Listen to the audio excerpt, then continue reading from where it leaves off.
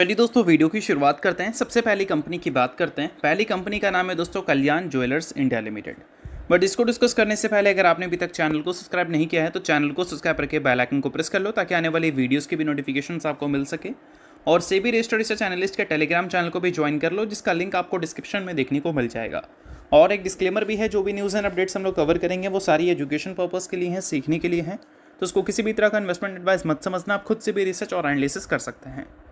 तो चलिए दोस्तों वीडियो की शुरुआत करते हैं। सबसे पहले बात करते हैं कल्याण ज्वेलर्स से रिलेटेड कुछ इंपॉर्टेंट न्यूज़ एंड अपडेट्स के बारे में। तो दोस्तों कल्याण ज्वेलर्स की बात करें तो आज के दिन फिर से ज़बरदस्त इस कंपनी का परफॉर्मेंस हमें देखने को मिला। और परफॉर्मेंस भी छोटा मोटा नहीं, 7 से 8% की अच्छी तेज़ी हमें कल्याण ज्वेलर्स में देखने को मिली है। अब ये तेज़ी के पीछे का कोई स्पेसिफिक रीज़न तो नहीं बोल सकते, बट पिछले कई टाइम से जो मोमेंटम चलता आ रहा है उसी को रीगेन इसने किया है, ऐसा हम कंसिडर कर सकते हैं। कल के दिन एक खबर हमें देखने को मिली थी। खबर थी दोस्तों एक डील से रिलेटेड, जिस डील में म्यूचुअल फंड हाईलाइटेड थी, क्योंकि रिपोर्ट ये बोल रहा था कि म्यूचुअल फंड ने लगभग 5 करोड़ शेयर्स कल्याण ज्वेलर्स का बेचा है। अब इसका पूरा खबर यह है कि एनडीटीवी की रिपोर्ट में मेंशन किया गया था कि म्यूचुअल फंड 8 से 10% के डिस्काउंटेड रेट पे, मतलब किसी एक म्यूचुअल फंड का नाम मेंशन नहीं किया गया है, बट बताया गया है कि म्यूचुअल फंड ने 8 से 10% के डिस्काउंटेड रेट पे कल्याण ज्वेलर्स का 5 करोड़ शेयर्स ब्लॉक डील के जरिए बेचा है। अब कुछ रिपोर्ट्स यहाँ पर Motilal Oswal mid cap fund को हाईलाइट कर रहे हैं, क्योंकि जून क्वार्टर तक उनका स्टेक 9.17% था। अराउंड 9.5 करोड़ शेयर्स वो इस कंपनी का ओन कर बैठे थे। और जो शॉर्ट टर्म रन हमें देखने को मिला है, उस शॉर्ट टर्म रन की वजह से हो सकता है कि म्यूचुअल फंड ने अपने पार्शियल स्टेक सेल किया है। यानी कि हो सकता है कि Motilal Oswal mid cap fund का एक बड़ा नाम आपको देखने को मिल रहा हो।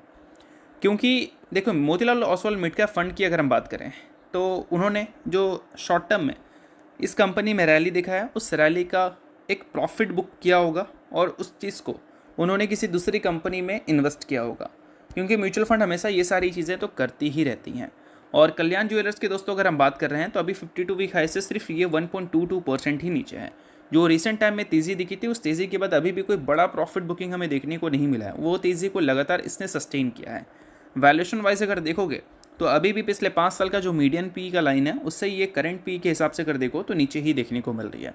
तो वैल्यूएशन वाइज अभी भी कोई दिक्कत की बात नहीं है, बट आने वाले जो क्वार्टरली रिजल्ट हैं वो वैल्यूएशन को और इस कंपनी का शेयर को दोनों को ऊपर और नीचे ले जाने का दम रखता है।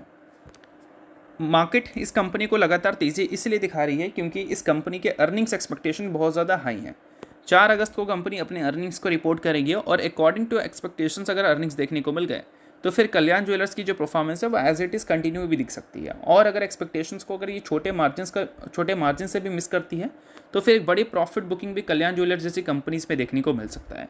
तो इस वजह से कल्याण ज्वेलर्स के टेक्निकल्स अगर आपने अभी तक नहीं देखा है तो सेबी रजिस्टर्ड रिसर्च एनालिस्ट के टेलीग्राम चैनल पे आ जाओ, वहाँ पर इसके आपको टेक्निकल्स प्रॉपर एनालिसिस के साथ देखने को मिल जाएंगे। इसको आप चेकआउट कर समझ सकते हैं कि आने वाले कल में क्या एक्सपेक्ट किया जा सकता है। तो लिंक आपको डिस्क्रिप्शन में देखने को मिल जाएगा। लिंक के थ्रू जाकर चैनल को बिल्कुल फ्री में ही ज्वाइन कर सकते हैं। तो चलिए दोस्तों बात करते हैं अगली कंपनी के बारे में। तो अगली कंपनी का नाम है टाटा टेक्नोलॉजीज लिमिटेड। आज के दिन टाटा टेक्नोलॉजीज की जो परफॉर्मेंस है वो हमें अच्छी ही देखने को मिल रही है। और ये परफॉर्मेंस के पीछे का कोई स्पेसिफिक रीज़न नहीं है। जैसे ही हमें कल्याण ज्वेलर्स की परफॉर्मेंस दिखी है, वैसे ही हमें टाटा टेक्नोलॉजीज़ की ही परफॉर्मेंस दिखी है। रिसेंट टाइम में इन दो कंपनी के शेयर में थोड़ी प्रॉफिट बुकिंग आई थी, बहुत थोड़ी सी, बट आज के दिन वापस से जो मोमेंटम है उसको इन्होंने रीगेन किया है। अभी हाल ही में इस कंपनी में प्रॉफिट बुकिंग 3% की देखने को मिली थी, क्योंकि ब्रोकरेज हाउस ने बताया था कि इसका जो वैल्यूएशन है वो रिच है, यानी कि एक्सपेंसिव है। और Q1 के जो अर्निंग्स हैं उसमें रेवेन्यू ने मार्केट एक्सपेक्टेशंस के हिसाब से अगर देखोगे तो बेहतर डेटा दिखाया था, बेहतर नंबर दिखाया था, बट प्रॉफिट्स और मार्जिन्स उतना इम्प्रेसिव हमें देखने को नहीं मिली थी। तो वैल्यूएशंस का हाईलाइट ब्रोकरेज हाउस की तरफ से हमें सुनने को मिला था, जिस कारण हमें टाटा टेक्नोलॉजीज़ में करेक्शंस भी देखने को मिली थी। बट टाटा टेक्नोलॉजीज़ अभी 52 वीक हाई से मात्र 5.65% ही नीचे है। ऑल टाइम हाई से देखोगे तो बहुत ज़्यादा नीचे है। 52 वीक हाई से 5.65% नीचे है। 52 वीक हाई का मतलब क्या, पिछले एक साल की अगर हम बात करें तो एक साल का जो सबसे टॉप लेवल है वो हो गया 52 वीक हाई, और उस टॉप लेवल से कितना नीचे है, 5.65%। और जिस हिसाब से कंपनी का रिसेंट परफॉर्मेंस दिखा है, उस परफॉर्मेंस को देखकर अगर हम चलें तो एक महीने के आसपास का जो हाई होगा वही इसका 52 वीक हाई होगा मेरे हिसाब से। बाकी आप चार्ट में भी देख सकते हो। अब टाटा टेक्नोलॉजीज़ के अर्निंग्स जो सबसे बड़ी प्रॉब्लम थे टाटा टेक्नोलॉजीज़ के लिए, उसको ये कंपनी काफ़ी हद तक सुधारती हुई नज़र आ रही है। प्रॉफिट्स अभी भी स्ट्रगल कर रहे हैं, बट रेवेन्यू ग्रो करना शुरू कर चुका है। 15% की रेवेन्यू ग्रोथ पिछले एक साल में इसने दिखाई है, और वैसे ही ग्रोथ रेट अगर इसे प्रॉफिट में भी दिखती है तो फिर आने वाले कल में मोमेंटम को कंटिन्यू ये कर सकती है।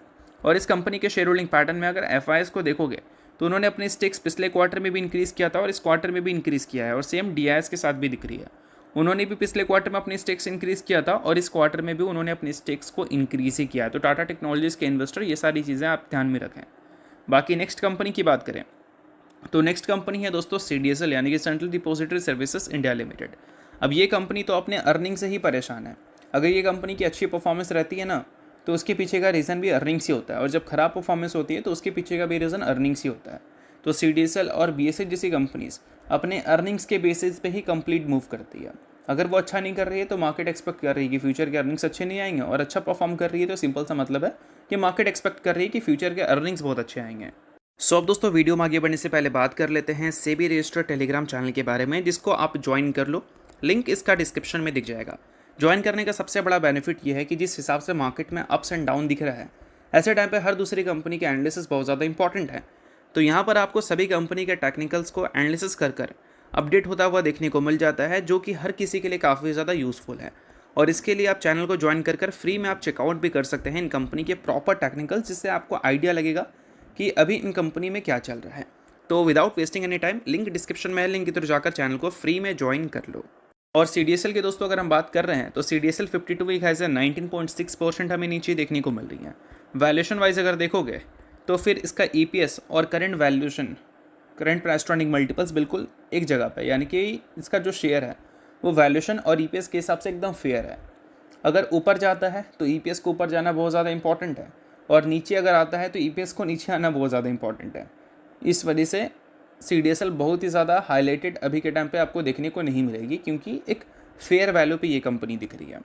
बाकी इस कंपनी के अपकमिंग क्वार्टरली रिजल्ट्स की बात करें तो उसके डेट्स तो फाइनलाइज हो ही चुके हैं। 1 अगस्त को कंपनी अपने अर्निंग्स को शो करने वाली है। अर्निंग्स में कुछ चीज़ें बहुत ज़्यादा इंपॉर्टेंट रहेंगी कि कंपनी का ट्रांजेक्शन चार्जेस कितना कंट्रीब्यूट किया है इस बार के रेवेन्यू में, और साथ में जो कंपनी के पिछले क्वार्टर में नॉन कंट्रीब्यूटिंग सेगमेंट थे उसका कंट्रीब्यूशन इस क्वार्टर में कैसा है वो देखना इंपॉर्टेंट है। अब वो सेगमेंट कंपनी के नंबर्स को पिछले क्वार्टर में डैमेज तो किया था, बट इस क्वार्टर में अगर रिवाइवल दिखता है, क्योंकि क्वार्टर 1 में एनुअल इश्योर इनकम से आने वाला रेवेन्यू काफ़ी ज़्यादा होता है CDSL का, क्योंकि जितनी भी कंपनीज एनुअल इश्योर के तौर पर चार्जेस पे करती है CDSL NSDL को, वो क्वार्टर 1 में ही करती हैं। तो क्वार्टर 1 में वो सेगमेंट तो अच्छा परफॉर्म करेगा।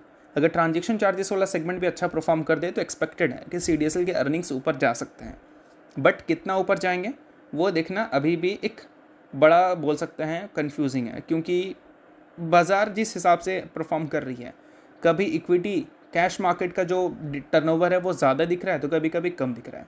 कैश मार्केट का कंट्रीब्यूशन नहीं है टू बी ऑनेस्ट अगर हम बात करें, और उसका कंट्रीब्यूशन अगर रहता तो क्वार्टर 1 में गारंटीड रहता कि CDSL के अर्निंग्स अच्छे आ सकते थे और काफ़ी अच्छे आ सकते थे, बट वहाँ से कंट्रीब्यूशन बहुत ज़्यादा लो है ना, इस वजह से अर्निंग्स एक्सपेक्टेशंस अच्छी है बट वो बहुत ज़्यादा अच्छी वाली नहीं है। ठीक है, इस चीज़ को ध्यान में रखना। और CDSL की जो मेन कमाई है वो एनुअल इश्योर के बाद ट्रांजेक्शन चार्जेस से है, और ट्रांजेक्शन चार्जेस हमें ज़्यादा तब कंट्रीब्यूट करता हुआ दिखता है जब इक्विटी टर्नओवर, जब कैश मार्केट का टर्नओवर ज़्यादा दिखता है। और कैश मार्केट का टर्नओवर अगर देखोगे 2024 के जून जुलाई के आसपास का डेटा अगर देखोगे 2024 का, तो वहाँ पर जो पीक बना था ना, उस पीक को अभी तक कोई भी महीना बीट नहीं कर पाया है। तो आप समझ लो कैश मार्केट कितने लंबे टाइम से स्ट्रगल कर रहा है। तो इसी वजह से CDSL के अर्निंग्स एक लंबे टाइम से आपको म्यूटेड ही दिख रहे हैं, कोई हाईफाई ग्रोथ वो रिपोर्ट नहीं कर पाते हुए दिख रहे हैं। बाकी BSE का ये डेटा है। अगर आप NSE का डेटा देखोगे तो NSE 2026 के फाइनेंशियल ईयर का जो एवरेज टर्नओवर दिखा रही थी, और 2027 के फाइनेंशियल ईयर में जो एवरेज टर्नओवर है वो 27 का बेहतर दिखेगा। यानी कि एक अच्छी बात दिखा रही है NSE की तरफ से कि उसका मार्केट शेयर ज़्यादा है तो उसके टर्नओवर्स भी थोड़े ज़्यादा ही दिख रहे हैं। अगर वो चीज़ें BSE की तरफ से भी आने लगें तो फिर एक्सपेक्टेड है कि टर्नओवर अगर बढ़ेगा तो CDSL जैसी कंपनीज़ के मुनाफे भी बढ़ेंगे, रेवेन्यू भी बढ़ेंगे, प्रॉफिट्स भी बढ़ेंगे। तो ये सारी चीज़ों पे आपको ध्यान रखना है। बाकी चीज़ें सिर्फ एजुकेशन पर्पज़ के लिए हैं, किसी भी तरह का रिकमेंडेशन इसको मत समझना। नेक्स्ट कंपनी की बात करते हैं। नाम है दोस्तों टेम्बो ग्लोबल इंडस्ट्रीज़। 5 अगस्त का डेट कंपनी ने सेट किया है एज ए रिकॉर्ड डेट। किस चीज़ के लिए भाई? स्प्लिट के लिए। हाल ही में कंपनी ने बताया कि 1:10 के रेशो में हम स्प्लिट अनाउंस कर रहे हैं, जिसमें कंपनी का फेस वैल्यू 10 रुपये का है, आफ्टर स्प्लिट 1 रुपये का हो जाएगा। तो अगर आप टेम्पो ग्लोबल इंडस्ट्रीज़ के शेयर होल्डर हैं तो इस न्यूज़ को ज़रूर आप ध्यान में रख सकते हैं। इन्वेस्टर का अगर आप नहीं है तो आप इग्नोर भी कर सकते हैं, न्यूज़ थी इस वजह से मैंने बता दिया, बाकी किसी भी तरह का रिकमेंडेशन नहीं है। तो होप करता हूँ ये वीडियो आपको अच्छा लगा होगा। लाइक कीजिए, पहली बार सब्सक्राइब कीजिए। वीडियो के लिए बहुत बहुत शुक्रिया।